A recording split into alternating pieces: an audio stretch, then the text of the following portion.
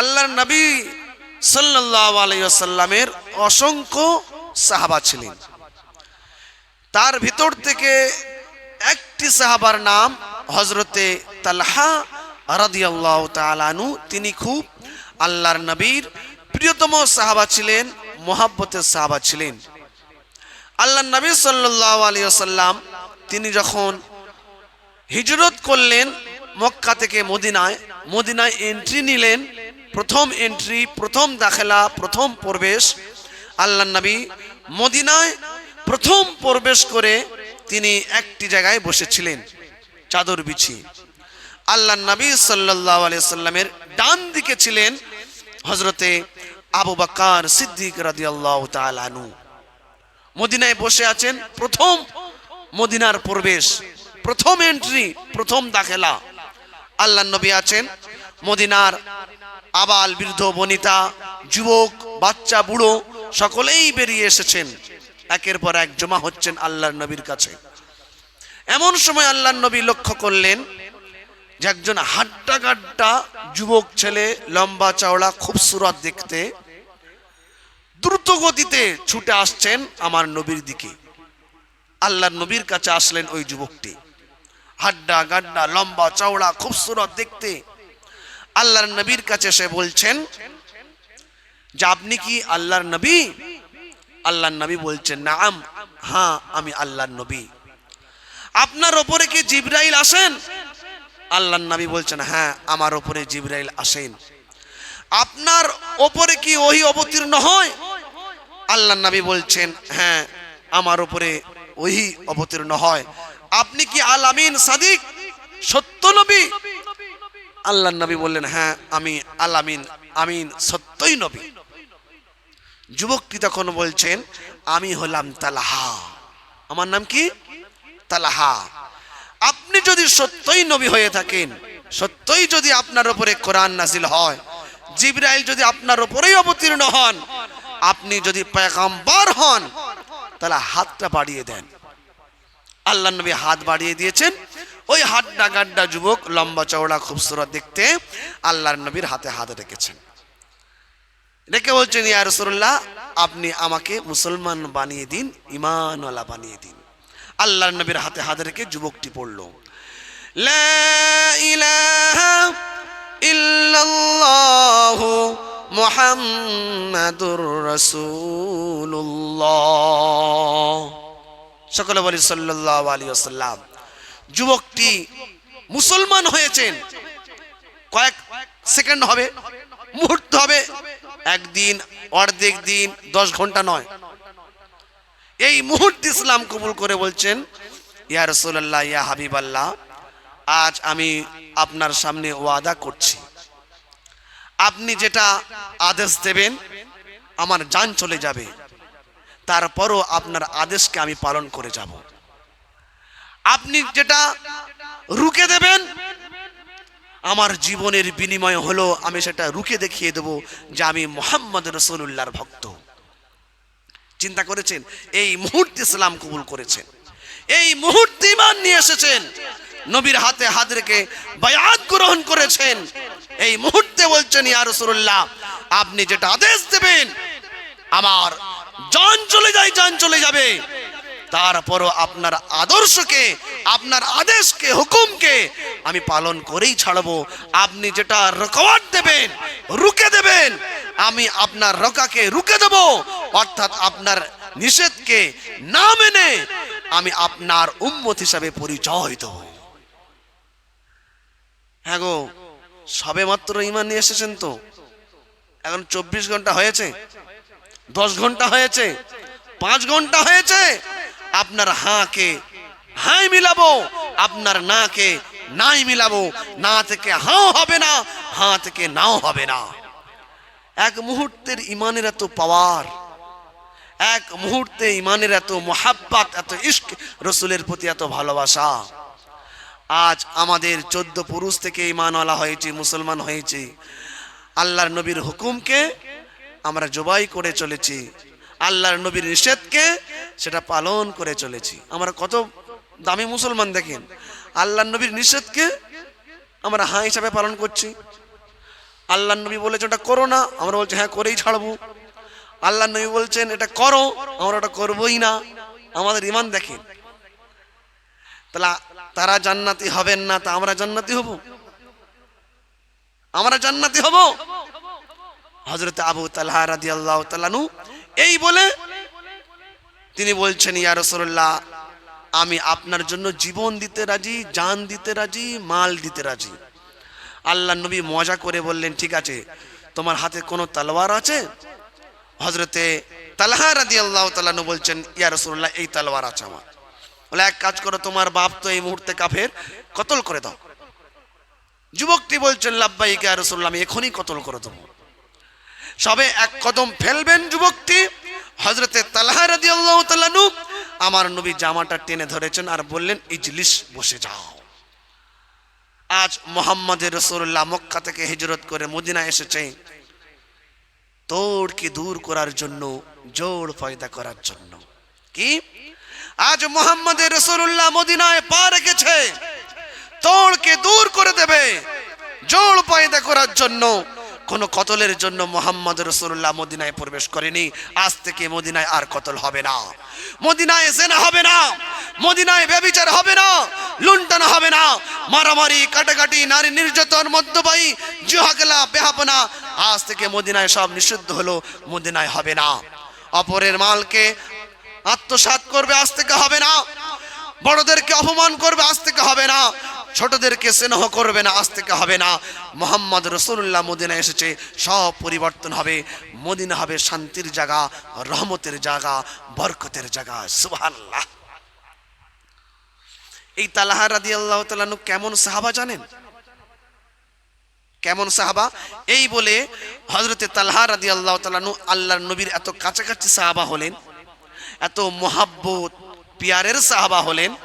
আল্লাহর নবীর সাথে একসাথে ওঠা, একসাথে বসা, একসাথে খানা খাওয়া, একসাথে ঘুমানো, একসাথে অন্যত্রে যাওয়া, একসাথে সফর করা একসাথেই হতো। তাহলে তার কত নসিব ভালো। নবীর সাথে ওঠা, নবীর সাথে বসা, নবীর সাথে খানা খাওয়া, নবীর সাথে ঘুমানো, নবীর সাথে সফর করা। মোহাব্বত না থাকলে হয় কি? আরে বলেন, প্যার, মোহাব্বত, ভালোবাসা না থাকলে একসাথে এত কিছু হতে পারে? হতে পারে?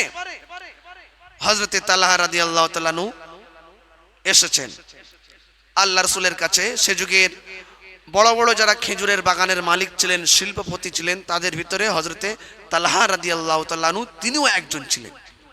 তার অনেকগুলো খেজুরের বাগান রয়েছে।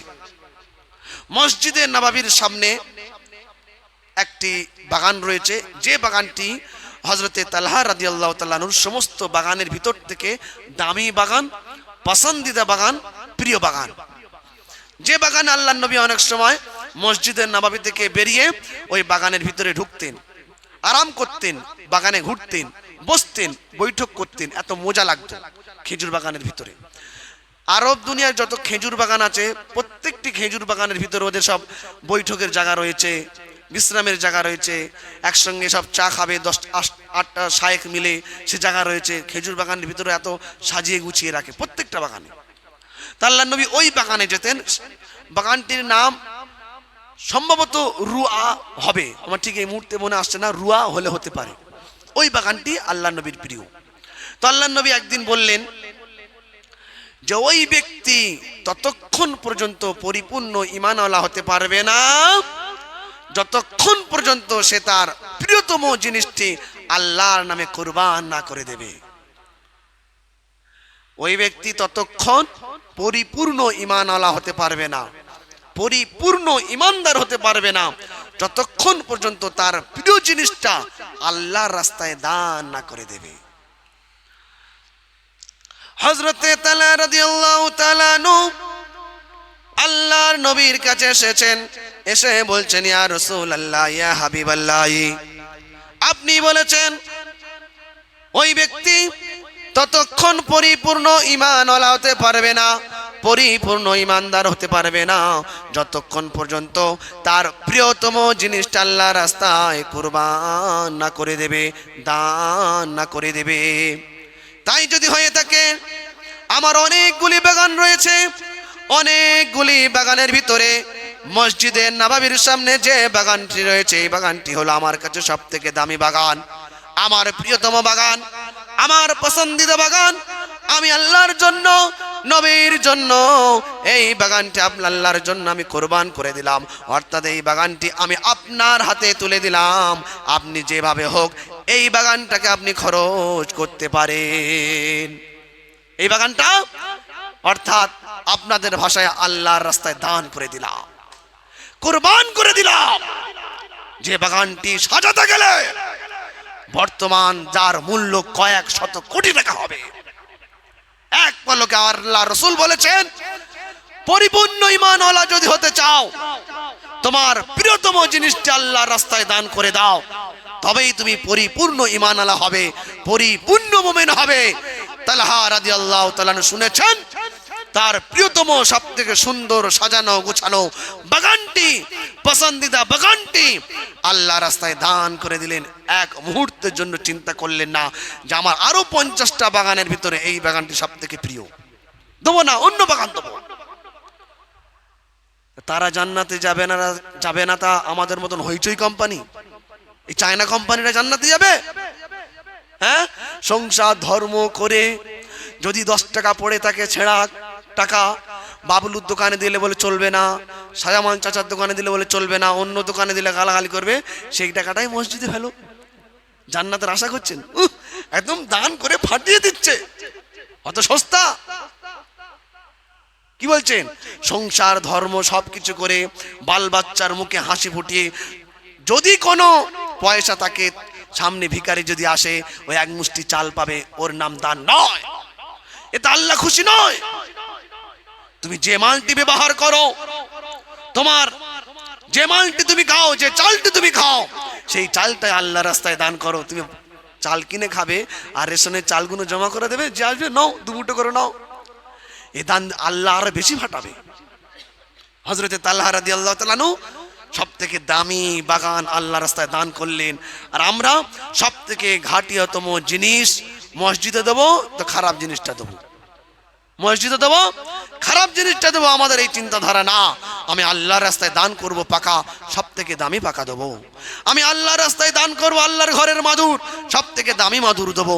আমি আল্লাহর রাস্তায় কিছুই দান করব, আমি ভালো টাকাটা দেবো। আমি 50 টাকা দান করব, ভালো নোটটা, চকচকে নোটটা, সুন্দর নোটটা এসে আল্লাহর ঘরে দেবো। ওই ছেঁড়া নোট আল্লাহর ঘরে দিলে বান্দা যদি জানে এ মাল এই ছেঁড়া মাল দিয়েছে, তাকে তো বলবে। আল্লাহ কবরে গেলে বলে অন্য বিচার আলাদা, আগে তো 8-10টা ক্যাঁক ক্যাঁক করে লাথি মেরে নি, ফেরেশতারা বলবে আগে তোর লাথি মেরে পাগুনো ছাড়াই, তারপর অন্য বিচার হবে। হযরতে তালহা রাদিয়াল্লাহু তাআলা বললেন, ইয়া রাসূলুল্লাহ, আমার সবথেকে দামি বাগান আপনার কাছে তুলে দিলাম, আপনি যেমন ভাবে হোক আপনি খরচ করেন, আমার কোনো আপত্তি নাই। হযরতে তালহা রাদিয়াল্লাহু তাআলা তিনি মাঠে গিয়েছেন কাজ করার জন্য, বাগানে মাঠে কিছুর জন্য গিয়েছেন। সকালে গিয়েছেন, সন্ধ্যায় বাড়িতে ফিরবেন। তিনি যখন বাড়ি থেকে বেরিয়ে যাচ্ছিলেন, তার সন্তান অসুস্থতার ভিতরে পড়েছিল। বাপ চলে গেছে হযরতে তালহা রাদিয়াল্লাহু তাআলা। সকালে বেরিয়ে গেছেন ফজরের নামাজ পড়ে, সন্ধ্যায় আসবেন, এদিকে দুপুর হতে না হতে তার সন্তান ইন্তেকাল করেছেন। তালহা রাদিয়াল্লাহু তাআলার মা একটু, তালহা রাদিয়াল্লাহু তাআলার স্ত্রী অর্থাৎ তালহা রাদিয়াল্লাহু তাআলার সন্তানের মা এক ফোঁটা কান্না করেননি। সন্তানকে গোসল দিয়ে যেখানে সে মৃত্যুবরণ করেছে, ইন্তেকাল করেছে, সেখান থেকে তুলে পাক পবিত্র করে গোলাপ পানি কর্পূর দিয়ে গরম পানি দিয়ে গোসল করিয়ে ভালো জায়গায় শুইয়ে রেখে কাফনে কাপড় সুন্দরভাবে ব্যবস্থা করে রেখেছে। স্বামী এসেছে সন্ধ্যাবেলায়, এসে জিজ্ঞাসা করছে আমার ছেলে কেমন আছে। স্ত্রী বলছেন আপনার ছেলে আল্লাহর রহমতের ভিতরেই আছেন। স্বামী জিজ্ঞাসা করছেন আমার ছেলে কেমন আছে। স্ত্রী বলছেন আপনার ছেলে আল্লাহর রহমতের ভিতরেই আছেন। স্বামীকে ভালো করে তাকে খেদমত করলেন, স্বামীর খেদমত করলেন, গা হাত পা মুছিয়ে দিলেন, তার সামনে খানা পেশ করলেন, খানা খাইয়ে দিলেন, বিছানায় শুতে গেলেন স্বামী স্ত্রী দুজনা মিলে। এমন সময় স্ত্রী বসে স্বামীকে বলছেন, স্বামী আমি শুনেছি আল্লাহর নবীর আপনি বড় মাপের সাহাবী। বলে হ্যাঁ, আমি আপনার কাছ থেকে একটি মাসআলা জানতে চাই। কোন মানুষ যদি আপনার কাছে কিছু আমানত রাখে, সেই আমানতের মালটা যিনি রেখেছিলেন সে যদি চায়, আপনি তার মাল ফিরিয়ে দেবেন কি দেবেন না? স্বামী তখন বলছেন, এটা কোনো জিজ্ঞাসার বিষয় হলো? আমার কাছে কেউ যদি আমানত রাখে, সে চাইলে দিতে হবে সঙ্গে সঙ্গে, আমানতের মাল। স্ত্রী তখন বলছেন, স্বামী আল্লাহ আমাদের কাছে একটা আমানত রেখেছিল, সম্পদ রেখেছিল, আল্লাহ সেই আমানতটা চেয়েছে, তুমি ফিরিয়ে দেবে কি দেবে না? স্বামী তখন বলছেন, আল্লাহ যদি, স্বামী এখনো কিছু বুঝতে পারেননি, আল্লাহ যদি আমাদের কাছে কিছু আমানত রাখে আর আল্লাহ চাইবে ফিরিয়ে দেবো না, এই হিম্মত কি কারো থাকতে পারে? স্বামী তখন বলছেন, স্ত্রী তখন বলছেন, ওগো স্বামী, আল্লাহ আমাদের কাছে একটা সন্তান আমানত হিসাবে রেখেছিলেন, সেই সন্তান দুপুর বেলা হতে না হতে ইন্তেকাল করেছে, আল্লাহর আমানত আল্লাহ নিয়ে নিয়েছেন, এতে আপনি খুশি না বেজার? স্বামী তখন টপ টপ করে কাঁদছে, স্ত্রী এতক্ষণ কাঁদেনি, এবারে কাঁদছে। আল্লাহ তুমি আমানত দিয়েছিলে, তাই সে আমানতটা হেফাজত করে রেখেছিলাম, তুমি চেয়েছো আমানত, তাই তোমাকে ফিরিয়ে দিলাম, কোনো অভিযোগ, কোনো আফসোস, কোনো কষ্ট নেই। চিন্তা করেছেন, একজন নারী, একজন মা সন্তান চলে যাবার পরও কেন তার চোখ থেকে পানি পড়ে না? তার কি দিলের, তার কি শরীরের ভিতরে দিল নেই? তার কি কলিজা নেই? সে কি 32টা নাড়ি ছিঁড়ে সন্তানকে জন্ম দেয়নি? সে কি সন্তানকে জন্ম দেওয়ার সময় জিহাদের ময়দান মতো রক্তাক্ত হয়নি? সব হয়েছিল, কিন্তু সে জেনেছিল সন্তানের আগে আমার আল্লাহ, সন্তানের আগে আমার নবীর আদর্শ, আল্লাহর সম্পদ আমার কাছে দিয়েছিল, আমি মহব্বত ভরিয়ে রেখেছিলাম, আল্লাহর সম্পদ কেড়ে নিচ্ছে, কষ্ট হলো, চোখ থেকে পানি ফেললে হবে না, আমার সম্পদ আমি আল্লাহর ব্যাংকে জমা রেখে দিলাম। আবার আখিরাতে গিয়ে আল্লাহকে বলবো, আল্লাহ তুমি তো সেই আল্লাহ যেটা একবার বান্দাকে দাও ফিরিয়ে নাও না, তুমি দুনিয়ার রুলস অনুযায়ী ফিরিয়ে নিয়েছিলে, আখিরাতে এসেছি আমার মাল সম্পদকে ফিরিয়ে দাও, এজন্য আমি আল্লাহর ব্যাংকে জমা রেখে দিলাম। একটা নারীর ভিতরে যখন আল্লাহর ভয় আর নবীর তরিকে ঢুকে যাবে, আল্লাহর কসম সে ঘর জান্নাতের টুকরো হয়ে যাবে। আমাদের বাড়ির মেয়েরা না শরিয়ত বোঝে, না দিন বোঝে, না ইসলাম বোঝে, না কোরআন বোঝে, না আমরা তার স্বামী হিসাবে, অভিভাবক হিসাবে, গার্জিয়ান হিসাবে না তার কোরআন বুঝিয়েছি, না শরিয়ত বুঝিয়েছি, না ইসলাম বুঝিয়েছি, না কোরআন বুঝিয়েছি। তারা চিন্তা করছেন, তালহা রাদিয়াল্লাহু তাআলা নূর স্ত্রী এবং তিনি কোন মাপের নবীর যুগের সাহাবা আজমাইন রাদিয়াল্লাহু তাআলা আনহুমরা তারা। আমি সেই তালহার জীবনী বলছি। তালহা রাদিয়াল্লাহু তাআলা নূর লম্বা সময় চলে গেল, লম্বা সময় চলে যাবার পরে নবীর সঙ্গে সব সময় থাকেন, এরকম অনেক লম্বা সময় চলে গেল। চলে যাবার পরে আল্লাহর নবী প্রতিদিন দেখেন তালহাকে এসে নামাজ পড়েন। একদিন ফজরের নামাজ আল্লাহর নবী পড়ালেন, ফজরের নামাজ পড়িয়ে ইমাম মুসল্লিদের দিকে মুখ করে কি করে না? করে তো, আমরা করি তো, কিন্তু আল্লাহর নবী কেন করতেন? আল্লাহর নবী আসর এবং ফজরের পরে মুসল্লিদের দিকে মুখ করে জিজ্ঞাসা করতেন, বলো কার কি অবস্থা, বলো কার কি ঘটনা ঘটেছে, কিংবা রাত্রে কে কি স্বপ্ন দেখেছো বলো। আল্লাহর নবী সাথে সাথে ব্যাখ্যা করতেন, এজন্য মুখ ফিরাতেন। তো আল্লাহর নবী ফজরের নামাজ পড়িয়ে মুসল্লিদের দিকে, সাহাবাদের দিকে তাকিয়ে দেখছেন সবাই আছে, তালহা নেই। ভাবলেন কোনো কারণবশত আসেনি, চলো জোহরের সাক্ষাৎ হবে। জোহরের নামাজ পড়ে দেখছেন তালহা জোহরে আসেননি, চলো হতেই পারে আসরে তো সাক্ষাৎ হবেই হবে। আসরের নামাজ আল্লাহর নবী পড়ালেন, তালহাকে দেখতে পেলেন না। ফজর চলে গেল, জোহর চলে গেল, আসর চলে গেল, মাগরিব চলে গেল, ঈশা চলে গেল, 5 নামাজ চলে গেল, 5 ওয়াক্ত চলে গেল, তালহাকে আল্লাহর নবী দেখতে পেলেন না। রাত্রে আল্লাহর নবী আরাম ফারমাচ্ছিলেন আর চিন্তা করছিলেন, আজ 5টা নামাজ চলে গেল সারাদিন, তালাকে দেখতে পেলাম না, বিষয়টা কি? চলো তারপরের দিনে নিশ্চয়ই তালা আসবে। তারপরের দিনে ফজর চলে গেল, জোহর চলে গেল, আসর চলে গেল, মাগরিব চলে গেল, ইশা চলে গেল, 5 ওয়াক্ত চলে গেল, 5টা নামাজ চলে গেল, তালাকে দেখতে পেলেন না। 10টা ওয়াক্ত চলে গেল। তৃতীয় দিনে ফজর চলে গেল, জোহর চলে গেল, আসর চলে গেল, মানে 13টা নামাজে আল্লাহর নবী তালহাকে দেখতে পেলেন না। তখন সাহাবাদেরকে জিজ্ঞাসা করলেন আল্লাহর নবী থাকতে না পেরে, আইনা তালহা, ও সাহাবারা, তালহা কোথায়? কাতারের এক শেষ থেকে এক কিনারা থেকে একজন বলছেন, লাব্বাইক ইয়া রাসূলুল্লাহ, তালহা তো খুবই অসুস্থতার ভিতরে পড়ে আছেন, বিছানার উপরে উঠে দাঁড়াবে বা বসবে সে ক্ষমতা নেই। আল্লাহর নবী বললেন, তালহা এতটা অসুস্থতার ভিতরে পড়ে আছে, আমাকে একবারও বললে না? চলো চলো চলো, সবাই মিলে চলো। আল্লাহর নবীর সমস্ত সাহাবাদেরকে নিয়ে তালহার বাড়িতে গেলেন। তালহার বাড়িটা ছিল মসজিদে নববী থেকে 3 কিলোমিটার দূরে। আল্লাহর নবী হেঁটে গেলেন। তালহার বাড়িতে গিয়ে দেখতে পেলেন তালহা এতটা অসুস্থতার ভিতরে পড়ে আছেন যে ওই মুহূর্তে তিনি বেহুশ হয়ে আছেন। আপনাদেরকে বোঝাতে গেলে যে কুয়ার ভিতরে পড়ে আছেন, কুয়া নাকি বলে, বেহুশ হয়ে পড়ে আছেন, কোনো সেন্স নেই। আল্লাহর নবী হযরত তালহা রাদিয়াল্লাহু তাআলা নূর মাথায় হাত বুলাচ্ছেন আর টপ টপ করে খাচ্ছেন। ওই মুহূর্তে জিবরাইল এসে বললেন, ইয়া রাসূলুল্লাহ, আপনি যে তালহার মাথায় আদর করছেন, আপনার চোখ থেকে পানি পড়ছে, আজ রাত্রে তালহার ইন্তেকাল হয়ে যাবে। জিবরাইল এসে বলছেন আল্লাহর নবীর কাছে। আল্লাহর নবী তার প্রতিবেশীদেরকে, বাড়িওয়ালাদেরকে ডাকলেন আর বললেন, এই মুহূর্তে জিবরাইল আমার কাছে এসেছিলেন, এসে তিনি বলেছেন আজই রাত্রে তালহা ইন্তেকাল করবেন, তালহার মৃত্যু হয়ে যাবে।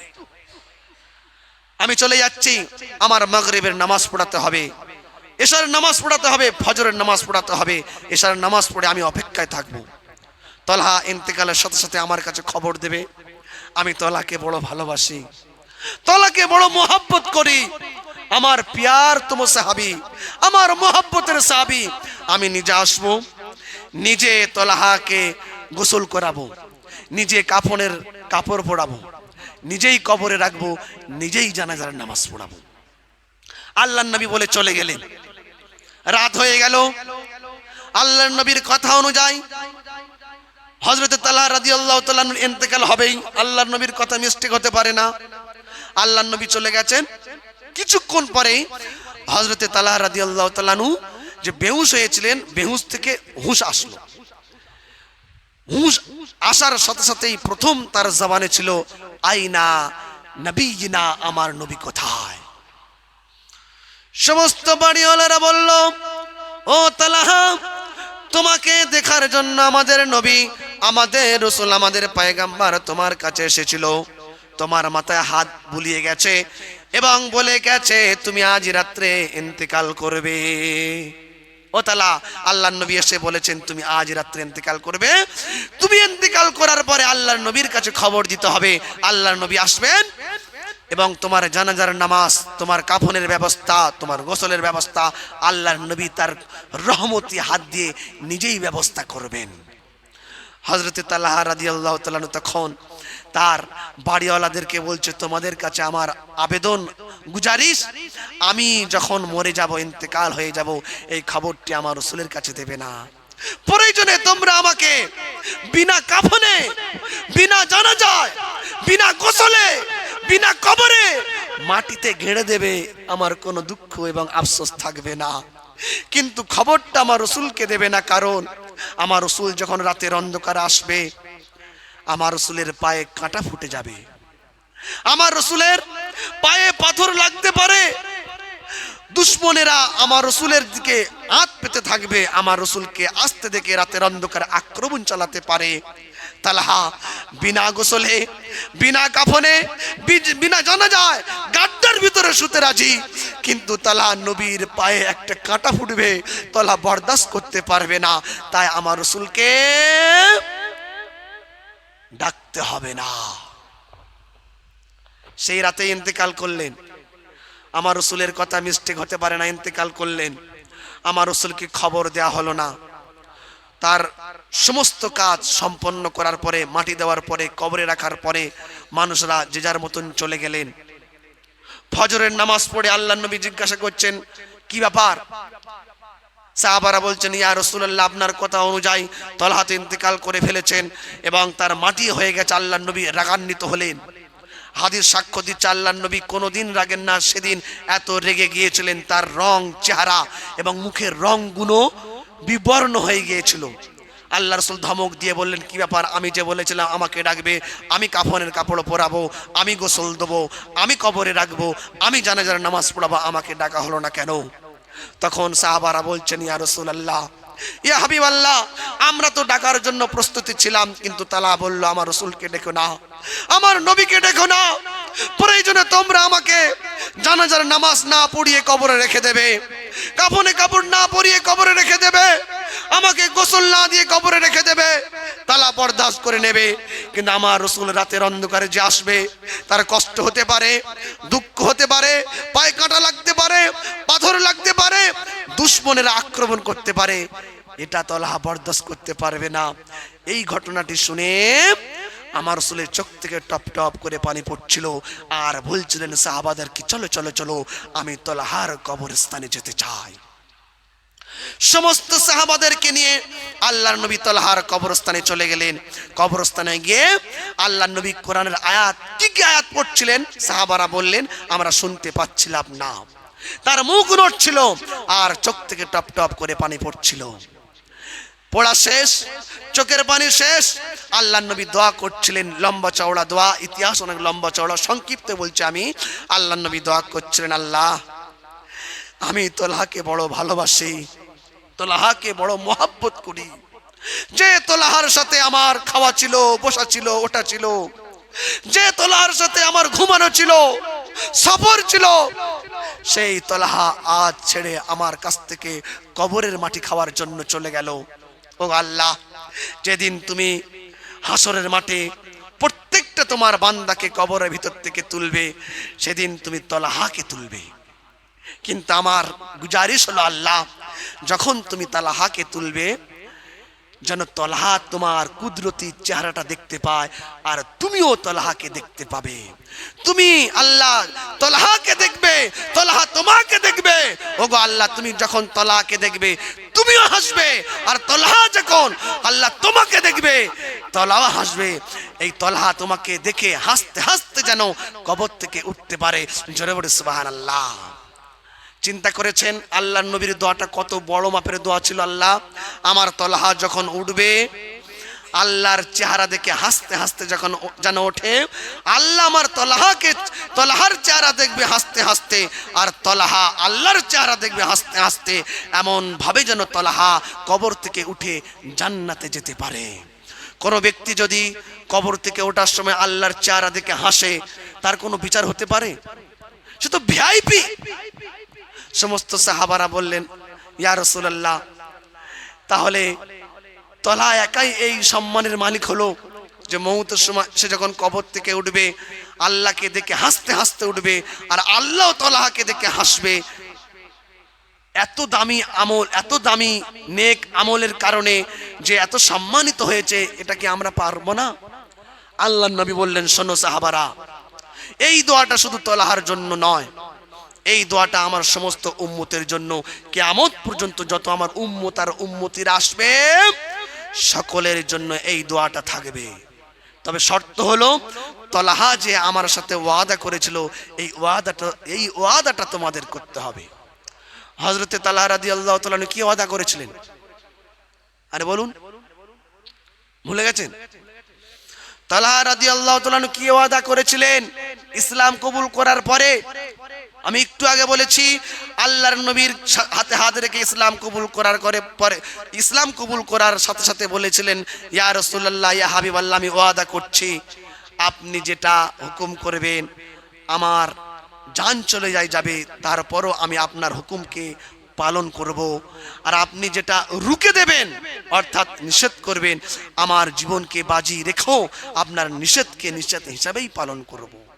আল্লাহর নবী বললেন, এই তলহা যেমন ওয়াদা করেছিল, আমার যে সমস্ত উম্মতেরা ওয়াদা করবে যে আল্লাহ আল্লাহর নবী যেটা হুকুম করবে সেটা পালন করব, যেটা নিষেধ করবে সেটা ছেড়ে দেব।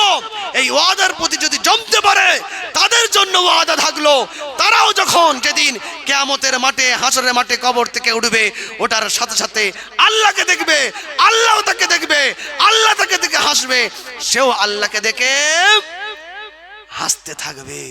আমরা চাই কি চাই না বলেন? আমরা যখন কবর থেকে উঠবো আল্লাহকে দেখে হাসতে হাসতে উঠবো কি উঠবো না বলেন? আমাদের মন চাই কি চায় না বলেন? চাই তো না চাই না? আচ্ছা, যারা বলছেন চাই না চাই না নাকি চাই না, আপনার ব্যক্তিগত বিষয়, কি করবেন করবেন, আপনি বুঝবেন। তো সোনার ভাইয়েরা, আমরা যদি চাই যে কবর থেকে যখন উঠবো আল্লাহকে দেখতে দেখতে হাসতে হাসতে উঠবো, আর আল্লাহ আমাকে দেখে হাসবে, আমি জান্নাতি হয়ে যাব, তাহলে আমার কাজ হযরত তালহা রাদিয়াল্লাহু তাআলা আনহু যে ওয়াদা করেছেন আল্লাহ এবং রাসূলের হুকুমকে পালন করব, আমরা যদি এই ওয়াদার প্রতি জমে থাকি, ইনশাআল্লাহ সুম্মা ইনশাআল্লাহ আমরাও এই সম্মানের মালিক আনা হয়ে যাব। আল্লাহ